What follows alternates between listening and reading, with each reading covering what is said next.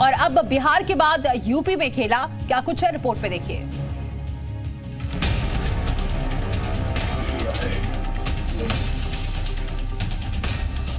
क्या बिहार के बाद यूपी में खेला करने की तैयारी है?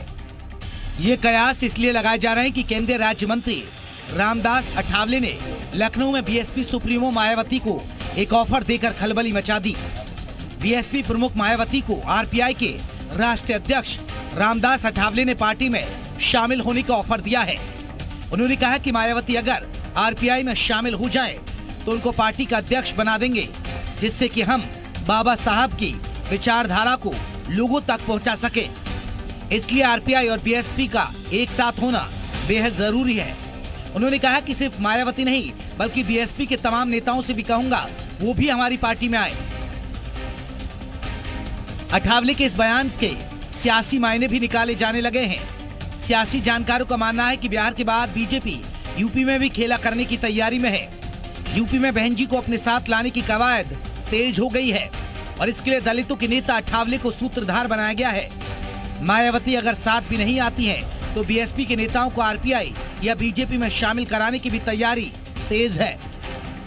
राष्ट्रीय स्तर पर इस तरह का, हालांकि बसपा राष्ट्रीय पार्टी है और राष्ट्रीय स्तर पर उसके ऑर्गेनाइजेशन भी हैं, लेकिन रामदास अठावले की इस पहल में बिल्कुल दम है कि पार्टियों में मर्जर होना चाहिए, एकजुट होनी चाहिए, सभी पार्टियां एक साथ आ जाएं जो दलित हितों की बात करती हैं। तो मुझे लगता है कि इस पे जरूर मायावती जी को कोई ठोस कदम उठाया जाना चाहिए। यूपी में लोकसभा की 17 सीटें आरक्षित है। हालांकि करीब 20% दलित वोट बैंक है। चुनावी जानकार बताते कि अठावले के जरिए बीजेपी दलित वोट बैंक को अपने पाले में लाने की कोशिश कर रही है।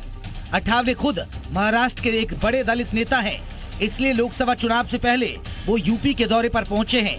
2022 के विधानसभा चुनाव में बीएसपी को 11% वोट शेयर मिला था, जबकि 2017 के चुनाव में ये वोट 22% रहा था। ब्यूरो रिपोर्ट, जी मीडिया। तो यूपी में दलित वोटर अहम क्यों हैं, ये जरा आपको बताते हैं। दलितों की आबादी लगभग 22% है और 22% में सबसे बड़ी संख्या जाटवों की है। जाटव मतदाता करीब 14% है और यूपी में दलितों की 66 उपजातियां हैं।